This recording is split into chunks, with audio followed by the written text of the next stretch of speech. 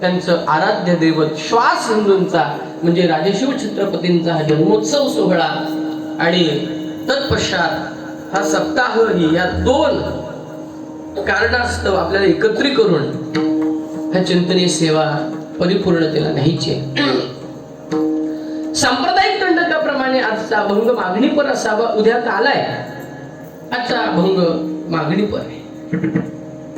हेची दान देगा देवा तुझा विसरण व्हावा. हे प्रभू तुकोबरांचं म्हणणं आहे, हे परमात्म्या तुला द्यायचं झालंच, आमच्या भक्तीला खुश होऊन आमच्या भक्तीला प्रसन्न होऊन तुला द्यायचं जर झालं, जीवनामध्ये द्यायचं झालं तर काय दे बरं, हेच दे, याच्या व्यतिरिक्त काही देऊ नकोस. हेची शब्दाने तुकोबरांनी त्या शब्दाची त्या मागण्याची तीव्रता सांगितली आहे. बरं व्यावहारिक काय नको, भगवान म्हणाले तुला व्यावहारिक तुम्हाला काय देऊ का, नाही म्हटले व्यावहारिक नको, न लगे मुक्ती धन संपदा. मग त्या व्यवहारातलं काय नको, पण व्यावहारिक जीवनातलं जर काय द्यायचं असेल तर संत संग देई सदा. बरं संत संघाचा परिणाम अजून एखादं काय हवं का, हो म्हटले जगतामध्ये जन्म मरण हे दुःखाला कारण समजलेलं आहे. दुःखाचे कारण जन्म घ्यावा, जन्म मरण हे दुःखाला कारण समजलेलं आहे. आम्हाला पुन्हा पुन्हा तो जन्म दे, पुन्हा पुन्हा तो गर्भवास दे, आणि त्याच्या करता मी तुझ्याकडे मागणं मागतोय. प्रसंग अवधान लक्षात घ्या. भक्ती संप्रदायामध्ये येणारे तुम्ही आम्ही सगळे साधक शब्द वापरतोय बरं. साधकाची साधनाच फलद्रूप होत नाही तर आपल्याला ईश्वराचा साक्षात्कार काय होईल. आपली साधना व्यापारी मार्गाला निघाली, आपली साधनेमध्ये व्यापार व्हायला लागला, देवाणघेवाण व्हायला लागलं. तुकोबरे म्हणतात ज्या साधनेमध्ये येथे माझे तुझे पण आलं की ती साधना नाहीशी होत असते. तुकोबऱ्यांचा अभंग एक लक्षात घ्या. एक प्रसंग सांगतो. मावळे म्हणून का घडले, आत्मबलिदान करण्याकरता, आत्मसमर्पण करण्याकरता, स्वराज्याकरता हे मावळे स्वतःहून जायला लागले राजशिव छत्रपतींकडे. राजशिव छत्रपतींकडे एकाला विचारलं राजशिव छत्रपतींनी. बहुतांशी मावळ प्रांतातून मावळे राजशिव छत्रपतींच्या स्वराज्य भूमिकेमध्ये प्रवेश करत होते. एकाला विचारलं का हो, म्हटले तुम्ही ऐन तारुण्यात आलेली मुलं, मला समाधान वाटतंय बरं का. सगळी मुलं ऐन तारुण्यातली हे कीर्तनाला आहेत आणि तुमची परमार्थाला गरज आहे. का गरज आहे ते मी सांगतोय तुम्हाला. म्हटले ऐन तारुण्यातली तुम्ही मुलं, आयुष्याची मौज मजा करण्याचं वय तुमचं, आणि तुम्हाला माहिती आहे का गांभीर्य. म्हटले स्वराज्याच्या भूमिकेत उतरणं. म्हटले हो. म्हटले माहिती आहे का, मारा नाही तर मरा. ऐका, स्वराज्य करता पुढे आलेला मावळा एकाच भूमिकेतून लक्ष केंद्रित करायचा, मारा नाही तर मारा. तिसरा त्रयस्थ शब्दच नाही त्यांच्या जीवनामध्ये. एक तर समोरच्याला मारा, नाहीतर युद्धामध्ये मरा. म्हटले प्राणाचं बलिदान द्यायला तुम्ही आले. म्हटले प्रपंच नाही का तुम्हाला, नाही. म्हटले आम्हाला जगद्गुरु तुकोबरायांच्या कीर्तनातून आम्ही प्रेरित झालो. दोन सीमा मर्यादित आहेत, एक धर्माची आणि एक भक्तीची. बरं, एक धर्माची आणि एक भक्तीची. जगद्वंदनीय जगद्गुरु तुकोबराया भक्तीची सीमा सांभाळत होते, भक्तीच्या सीमा सांभाळत होते, आणि राजशिव छत्रपती धर्माची सीमा सांभाळत होते. विचारलं तुम्हाला प्रेरणा कोण देतो, नाही. म्हटले राजे ऐका, तुकोबरायांच्या प्रत्येक कीर्तनातून आमचे वडील आम्ही सगळे कीर्तनाला जात असताना आपलं जीवन सार्थकतेला लागावं, आपलं जीवन स्वराज्य करता लागावं. कारण पारतंत्र्यात जगणं हे मरण्यापेक्षाही कठीण आहे. विठ्ठल विठ्ठल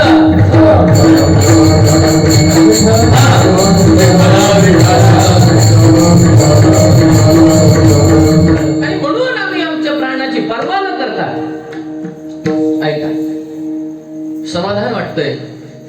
मी सकाळपासून आमचा परिवार परिसर फिरलो, वर्ष गावांमध्ये भेट द्यायला बोलवलं होतं शिवजयंतीच्या सोहळ्याचं औचित्य साधून. आज आपण हे कीर्तन करतोय ना, ही सगळी कृपा राजशिव छत्रपतींची आहे. पण त्यांच्यामुळे या धर्माच्या सीमा शाबूत राहिल्या आणि म्हणून मंदिरावरचे कळस शाबूत राहिले, म्हणून आज आपण कथा कीर्तन करतो. त्यांची कृपा एक लक्षात घ्या. अंतःकरणापासून राजशिव छत्रपतींनी जगद्गुरु तुकोबर यांना आपलं गुरु मानलं. आणि एक दिवशी अशी घटना घडली. आजही प्रत्येक एकादशीला लाल महालाच्या जवळ जे पांडुरंगाचं मंदिर आहे पुण्यामध्ये, तुळशी बागेच्या जवळ, तिथं आजही नियमाने प्रत्येक एकादशीला कीर्तन परंपरा आहे. तुकोबरांचं कीर्तन जाहीर झालं. लाल महालात असताना राजशिव छत्रपतींना कळालं माझ्या श्री गुरूंचं कीर्तन आहे, ज्यांच्यामुळे हे सगळं घडतंय, ज्यांच्यामुळे माझ्या स्वराज्याच्या ह्या माझ्या भूमिकेमध्ये हजारो मावळे येत आहेत. प्राण समर्पित करण्याच्या भूमिकेतून जो महात्मा तयार करतोय त्यांचं कीर्तन आहे, माझ्या श्रीगुरूंचं कीर्तन आहे. आणि कीर्तन ऐकण्याकरता आले आणि समाधी अवस्थेपर्यंत गेले. ऐका, समाधीच्या पुढचं सुख ऐसा या कीर्तनी ब्रह्मरस. ऐका,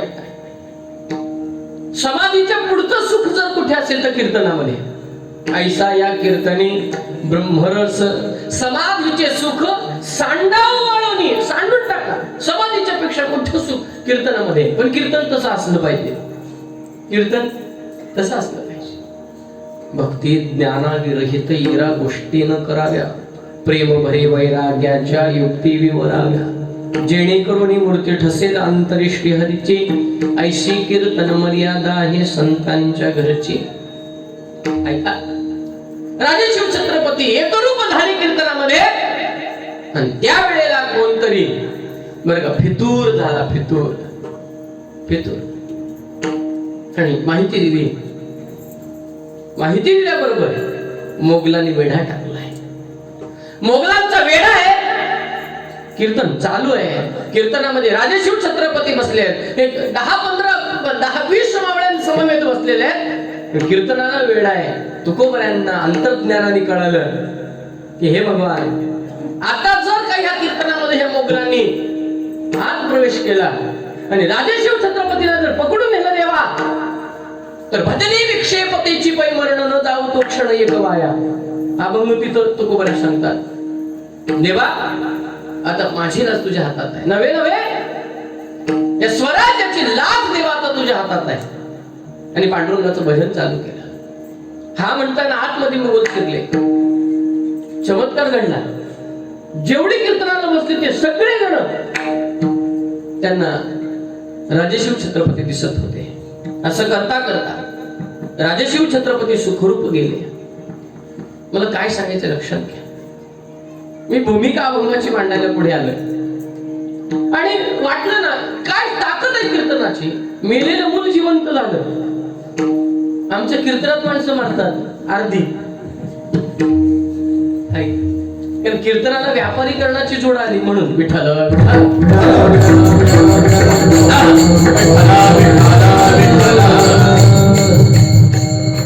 आमच्या घराण्याची 7वी पिढी. ते फड परंपरेमध्ये, तुम्ही फड परंपरा कधी ऐकले का पंढरपुरात? एवढं नियमबद्ध सगळं महाराज. नियम असा, नदीला मूळ असावं आणि गुरु परंपरेला मूळ असावं, तर तो गुरु मुक्तीला नेतो. नाहीतर शिष्य पण गेला आणि गुरु पण गेला. विठ्ठला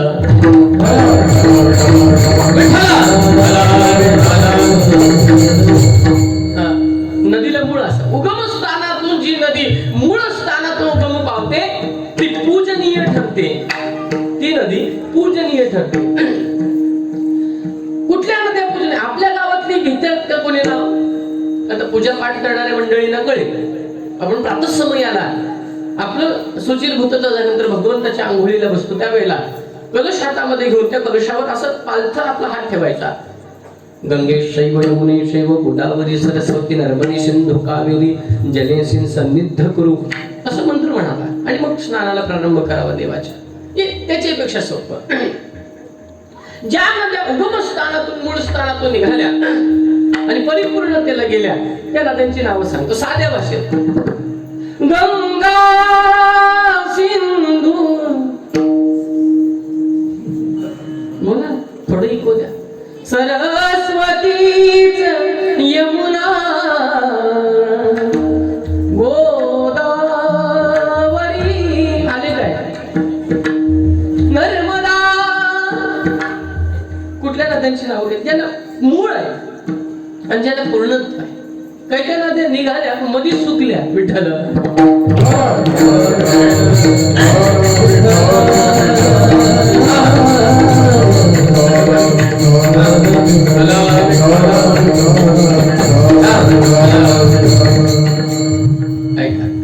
आणि राजशिव छत्रपतींना असं वाटलं की माझ्या श्री गुरूंच्या कृपा आशीर्वादाने मी ह्या मुघलांच्या वेढ्यातून वाचलो. कारण हातावरच्या बोटावर मोजणे इतके सगळे मावळे आणि असताना सुद्धा माझ्या केसालाही धक्का न लागता मी सुखरूप आलो महाराज. काय करायचं? काय द्यावे त्यांशी व्हावे उतराई म्हणून देहू गावामध्ये नजराणा पाठवला. बरं का? सोन्याची ताटाच्या ताट भरून हिरे, जवारात, मुद्रा, दाग दागिने, कपडा लता सगळं पाठवलं. तुकोबाराय भंडारे डोंगरावर होते. एकांतवास भोगणारे तुकोबाराय. आईसाहेबांनी स्वीकारला नजराणा. आईसाहेबांनी धारण केली वस्त्र, गळ्यात दाग दागिने घातले, मुलांना घातले. महाराज आले. तुकोबाराय आल्यानंतर तुकोबारायांनी सांगितलं, अगं म्हटले आवळे की काय घाण अंगावर टाक ठेवलेस म्हटले. तर दागिने घालणं घाण आहे का? बोला ना. दागिने घालणं घाण आहे का अंगावर? आणि जर असेल तर ज्यांच्या गळ्यात आहे त्यांनी द्या माझ्याकडे. काय म्हटले ठेवलंय? ते आपलं नाही म्हटलं. आपलं नाही म्हटलं. ते मायेत अडकवणार तू काय म्हटलं स्वीकारलंस. आपल्याला मायेच्या वेगळं निघायचंय तर ईश्वर भेटेल आणि काढून टाकलं सगळं. आता आवडले आईसे भांड्यात काय तुम्हाला कळत नाही म्हटले. आयत देवानी दिले, आयत चालून आलाय. आयत कधी खाऊ नये आणि आयत कधी घेऊ नये. ते हानिकारक आहे. विठ्ठल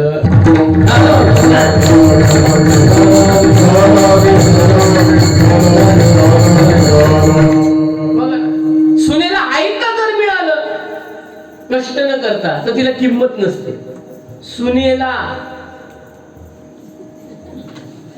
आयत मिळालं की किंमत नाही. ते जर कष्ट करून तिने उभं केलं ना. सासूने आणलेले चमचे सगळे हरवले तरी चालतात, पण तिने आणलेला एक चमचा हरवला तर घर डोक्यावर घेते. पण तिला माहिती तिने आणलेलं असतं आणि सासूचं आयत असतं. म्हटले आयत आपल्या कामाचं नाही म्हटले. आणि वृक्षादान साहित्य महाराज स्वीकार म्हटले. महाराजांनी पाठवले. म्हटले नाही. ऐका, राजा दिवट्या छत्र घोडे हे तू बऱ्याच न पडे. बरं, हे आम्हाला काय दिवट्या छत्र घोडे हे सगळं आम्हाला तुम्हाला ठेवा म्हटले. आम्हाला द्यायचंच असेल तर राजशिव छत्रपतींना सांगा, आम्ही देणे सुखी. म्हणा विठ्ठल विठ्ठल मुखी, तुमचे येरवित धन ते मृतके समान. कंठी मिरवा तुळशी, व्रत करा. बोला ना, व्रत करा. एकादशी निदान शिवरायांना मानणाऱ्या मंडळी तरी एकादशी करावी. विठ्ठल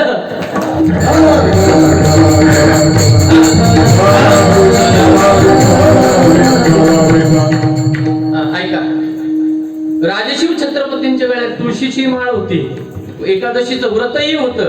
आणि तुकोबारायांकडून अनुग्रह घेतला. भक्तीचं शक्तीशी संगम म्हणून आपण वारकरी संगम सोहळा साजरा करतो. कारण तुकोबारायांनी अनुग्रहित केलं. हा इतिहास आहे. पायिकाचे अभंग त्याच्या करतायत. तुकोबारायांची पायिकाची जे अभंग श्री राजशिव छत्रपती करतात ते त्याच्या करतायत की मी अनुग्रहित झालोय. एवढा मोठा इतिहास आहे. नीट वाचा. काय झालं ते कालांतराने इतिहास असा वेगळ्या अंगाने पुढे मांडला जातोय. ऐका, राजशिव छत्रपतींच्या गळ्यामध्ये दोन मुख्य माळा होत्या. एक कवड्यांची माळ होती, कारण महाराज भूते होते. तुम्ही म्हणाले हा काय प्रकार आहे? भूते हा प्रकार माहिती? देवीची आराधना जो करतो त्याला भक्त म्हणत नाही, त्याला भूते म्हटलं जातं. ऐक, खंडोबाचा बोला ना, आज घेणं देणंच नाही. आज ज्यांच्या गाडीवर झेंडे 2 दिवसात नसतील, छत्रपती शिवाजी महाराज झेंडा, उद्या घरात. आज ज्यांच्या माथ्यावर कोर आहेत ती डायरेक्ट पुढच्याच जयंतीला वर्षभर. अरे हंगाम म्हणजे शिवजयंती नाही, एक लक्षात घ्या. 365 दिवस जरी साजरा केली तरी सुद्धा संपणार नाही एवढी आगाध कीर्ती राजशिव छत्रपतींची, एवढी आगाध कीर्ती. 365 दिवस कमी पडतील मुलांनो. ऐका शिवचरित्र आणि ऐका आजचा अभंग. झेंड्यावर नाव आहे. नाव काय? एकाने म्हटलं तुझ्या झेंड्यावर नाव आहे माहितीये का? तेव्हा झेंडा बघितला. बधीर झाले, बधीर. फक्त त्यांनी मला बोललं पाहिजे मी शिवभक्त आहे ग, तोंडात तंबाखू थूक. ज्याच्या ज्यांच्या गाडीवर हा झेंडा लागलाय आज त्या मुलाने ऐका. नाव आहे त्या झेंड्यावर जाणता राजा. आपल्याला स्वाभिमानाने जर झेंडा लावायचा आहे तर आपल्याला दुसऱ्याचं दुःख जाणता आलं पाहिजे. आपल्याला दुसऱ्याच्या दुःखातून बाहेर काढण्याकरता सहकार्याच्या भूमिकेतून आपण त्याला जवळीक साधली पाहिजे. रस्त्यावरून चालणारी माता भगिनी ही आम्हाला आई आणि बहीणच वाटली पाहिजे. तर तो झेंडा लावून फायदा नाही तर फायदा नाही. म्हटलं तरच वाटत. ज्यांच्या काही पोरी इथं काढतात, इथं जाणता राजा, हातावर तुझ्या जाणता राजा, तुझा हात जर बियर कडे गेला तर. महाराजांनी कधी वासनात्मक ऐका, नखशिकांत सौंदर्यवती तिने जर पान खाल्लं तर इथून दिसत होत. अशी तुम्हाला माहिती आहे कल्याणच्या सुभेदाराची सून ऐका आणली आणि उभी केली. सगळा गच्च असा परिसर भरलेला आहे, सभा भरलेली आहे. ती अबला बिचारी खाली मान घालून उभी आहे. ऐन तारुण्यात राजेशिव छत्रपती, ऐन तारुण्यामध्ये ती युवती आहे जिला पकडून आणले. विचार केला असता तर अब्रूचे लचके मोडले असते, दुश्मनाची सून होती. पण विचार केला आणि साडी चोळी दिली तुला, तिची ओटी भरली आणि बहीण मानून परत पाठवली. हा आचार ज्याचा आहे तो राजाशिव छत्रपती. हा आचार धर्म ज्याच्याकडे तो राजाशिव छत्रपती महाराज. पण ज्यांच्या गाडीवर राजे आहे, ज्यांच्या गाडीवर जाणता राजा आहे, त्याची गाडी कुठल्याही कॉलेजच्या पुढे नसावी. कॉलेज सुटल्यावर नाही कळलं वाटत असं ऐका. नुसते प्रेरणा ऐका. काही मोठमोठे व्याख्याते आहेत बरं का शिवचरित्रावर, एवढे मोठे व्याख्याते आहेत. एका व्याख्यात्याकडे मी नाव नाही सांगत, पण आपल्याला जाहीर निषेध नाही करायचं. फार मोठे व्याख्याते महाराष्ट्र प्रसिद्ध. त्याला सांगितलं असं करा. भोका आहे काय? माझ्या ह्या दृष्टांतातच भोकावर येणार होतो. ऐक. आणि त्याने एकाने फोन केला, म्हटलं आमच्या गावामध्ये स्मारक उभं केलंय, तुम्ही उद्घाटनाला याल का? त्या व्यक्तीने सांगितलं 25,000 होतील, फक्त 5 मिनिटं बोलीन, मला काही घेणं देणं नाही तुमच्याशी, मला फक्त काय पैशाशी मतलब. मग कितीही मोठमोठी व्याख्याने केली आणि आचार जर नसेल तर शिवरायांच्या भूमिका आपल्या हृदयात उतरू शकत. काय म्हणणं आहे तुमचं? ऐका. अनेक भूमिका मांडीन मी तुमच्या पुढे, अनेक. त्याच्यातून प्रेरणादायी हे चरित्र तुम्हाला घ्यायचं आहे. एकच राजा इथे जन्मला शिवनेरी किल्ल्यावर. सगळी गाणी घ्यायची मर्यादा आहे बरं का. आणि हे आमच्या वडिलांना जर कळालं तर घरी गेला फटके भेटतील. फार 1800 वर्षाची परंपरा नाथ संप्रदायाची आमच्या गादीला आहे. विठ्ठल विठ्ठल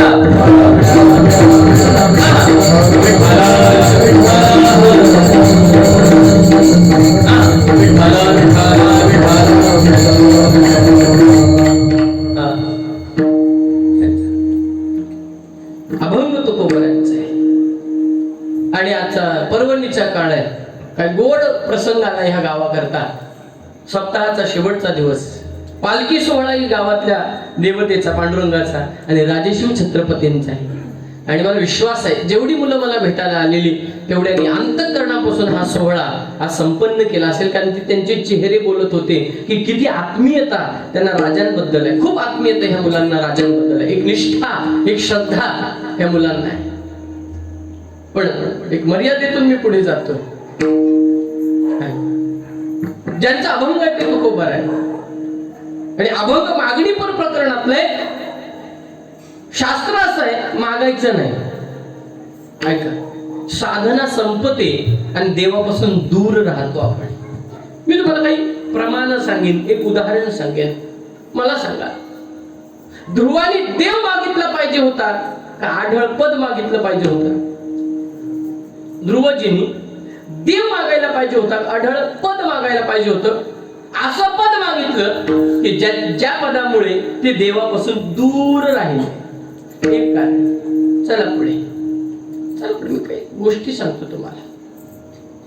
उपमन्यूने देव मागायला पाहिजे होता का दुधाची वाटी मागायला पाहिजे होती? देव मागायला पाहिजे. मागितली काय? वाटी. देवाला असं वाटलं वाटी दिली तर लोक म्हणते देव असून वाटी दिली म्हणून क्षीराचा सागर दिला. काय दिला? सागर दिला. क्षीराचा सागर मिळाला पण देवापासून अंतर राहिलं. साधना करत असताना देव पुढे आल्यानंतर काय मागावं याची अक्कल नसेल तर साधना संपते, साधना निवृत्त होते. मागावं देवाकडे असं काय नाही, मागायचं. पण काय मागायचं हे जाणून मागितलं पाहिजे. कसं मागायचं याची मेघ पाहिजे. किती मागायचं हे कळालं पाहिजे. ऐका, मागण्याचे काही पॉइंट्स आहेत. ऐका, तुम्ही ज्याच्याकडे जाता त्याच्याकडे किती आहे आणि तो किती देऊ शकतो याचा विचार करून मागितलं पाहिजे. साध्या घरात गेला आणि सांगितलं 5,000ची पावती फाडा, त्यालाच पगार 3,000. शेठच्या घरी गेला करोडपतीच्या आणि सांगितलं 500 रुपये द्या, तरी त्याला अक्कल नाही म्हणतात. कोणाकडे काय मागावं हे कळायला पाहिजे. तुकोबराय वाक्चातुर्याने ईश्वराशी संवाद साधतायत. हेची दान देगा देवा, हेच मला दे, याच्या व्यतिरिक्त काही नको. भगवान चतुर आहे बरं, नुसता चतुर आहे नाही, नुसता चतुर नाही. चतुरातू आणि गुण लावण्याची खाणी, मुकुट सगळा म्हणी धन्य तुझी विठोबा, एवढं चतुर आहे बरं का. तुम्ही आम्ही चतुर वेगळे, तुम्ही आम्ही चतुर वेगळे. आपलं चतुराई पण लोकांची भांडण लावायला, आपली चतुराई पण सप्ती फोडायला. विठ्ठल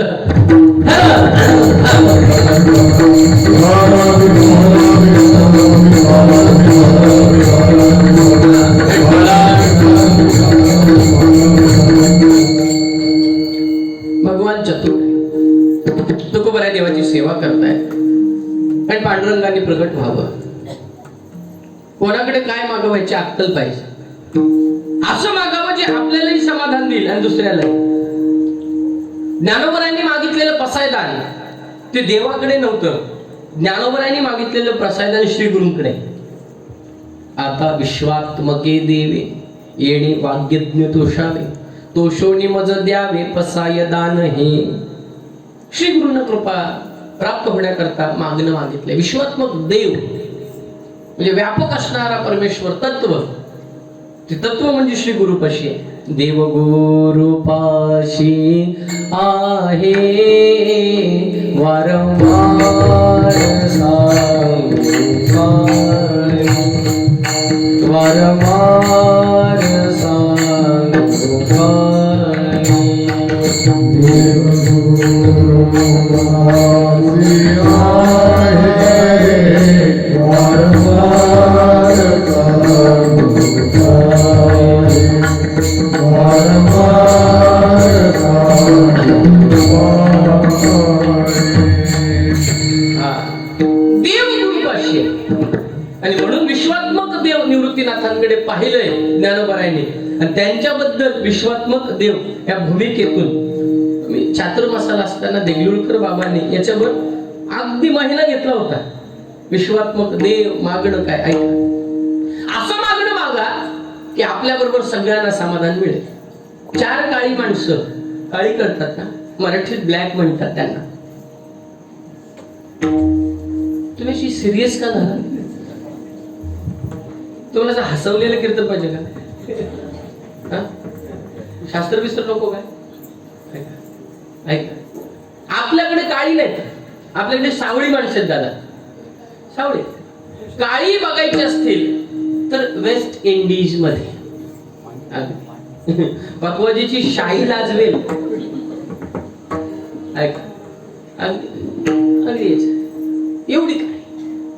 त्यांनी विचार केला, चला भारतात म्हटले. भारतातला देव लवकर प्रसन्न होतो, लवकरच होतो हा देव. आले आणि साधना करायला देव बिचारा प्रसन्न झाला. देव म्हणाला सगळ्यांना देतो, लाईनीत मागत या. पहिला काळा गेला, म्हटलं देवा काळेपणाला कंटाळलोय. आता मलाही वाटतं, प्रत्येकाला वाटतं, एकाला बघितल्यावर काय असावं, काय बरेच जणांना वाटतं. एखाद्या सुंदर मुलाला वाटलं, आपल्याला वाटतं आपल्यालाही तसं सुंदर असावं. एखाद्याचे केस बघितले, इकडं नाही तसं काय, अजून दिसले नाहीत मला, की आपल्यालाही वाटतं कुठेतरी. मला काही काही लोक फार छान पॅन्टी घालतात. आज एक मुलगा, आजच ना सकाळी मला भेटायला आला, 9 वाजता. 15 दिवसापूर्वी त्यांनी बुकिंग करून ठेवलं होतं. आला बिचारा, ते जीन्स पॅन्ट घालून आला होता. जीन्सच ना काय भाऊ, जीन्स. मी असं, आणि तो बसला, तो मांडी घालून बसल्याबरोबर त्याचं ढोपर बाहेर आलं. एवढं ढोपर. मी नितीनला हाक मारला, नितीन गल्ला खोल. गल्ला. नितीन म्हटलं बाबा का? 1000 रुपये आण जरा. त्यांनी स्टँडर्ड घरातला KTM घेऊन आलेला. KTM, कधीतरी मरा. KTM. त्याला मी म्हटलं तुषार काय प्रश्न आहे? काय नाही म्हटलं, मला जरा कुंडली बघायची, लग्नाचा योग आहे, ही जमते का पहा. मी पाहिलं 21.5 गुण जमतात, खूप छान आहे, चिंता करू नकोस. मुलगी अशा अशा वर्णाची असेल, असं असं असेल, असा स्वभाव असेल, असा बांध असेल. तो म्हणाला अशीच आहे. मग म्हटलं असं कर, आता बाळा तुझं लग्न जमणार आहे, उगाच लोकांनी तुझ्याकडे बघितल्यावर शंका घेऊ नये म्हणून 2 500-500च्या पॅन्टी घे. तो म्हटला महाराज म्हणजे काय? म्हटलं मला बघवत नाही तुझी अवस्था. तो म्हणाला महाराज ही फाटलेली घ्यायला 3000 दिलेत. फाटलेली? या पूर्वीच्या मंडळीने विचारा, फाटलं की शिवून घालायचे. ऐका, अंगावर फाटलेलं वस्त्र घालणं दरिद्र्याचं लक्षण आहे. विठ्ठल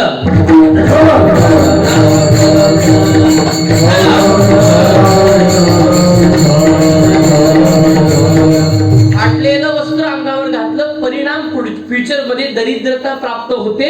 याचा अर्थ जमवलेलं धन जात. म्हणून फाटलेले वस्त्र आपण अंगावर घालत नाही, शिवून घालायचे. आता इकडे नाही तशी पद्धत, इकडे अजून शहरीकरण व्हायचं बाकी आहे. एका जत्रेला गेलो होतो आम्ही. जत्रा कळते ना, यात्रेला नाही, जत्रेला. त्या गावातल्या लोकांचं फार, महाराज तुम्ही फक्त आमच्या देवीच्या पाया पडायला दर्शन आलो, येईन म्हटलं. ते काय कपडे निघालेत काय कळत.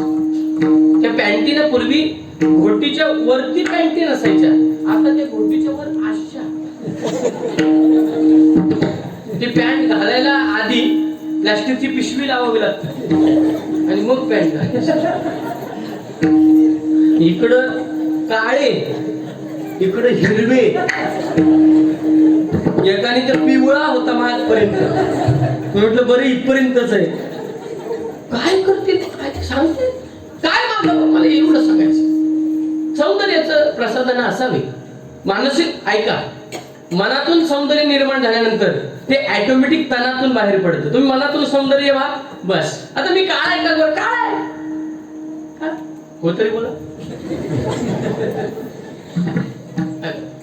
काळा गेला, म्हटलं देवा कंटाळलो गोरेपणा, काळेपणा, गोरा कर गोरा. देव म्हणत तथाच. असा गोरा झाला वासुदेव भाऊ सारखा, असं गोरा झाला. आला 2 नंबरचा बोलला, मला पण असंच पाहिजे. ऐका, दुसरा म्हणाला देव गोरं कर. 9 जणांनी देवाकडे गोरे पण मागवलं. आता 10व्याने पण मागायला पाहिजे होतं ना. त्याला खटकलं ना, खटकलं. देवाने विचारलं काय पाहिजे तुला? गोरा करायचा. जा थांब. मला गोर नको अजिबात नाही. अरे पाहिजे काय एवढी साधना केलीस देवा माझी साधना या करता मला तर गोरा करू नकोस पण मला एवढंच मागायचंय ज्यांना गोर केलेस त्यांना पुन्हा काळ कर. अशी लोक आहेत ना समाजात.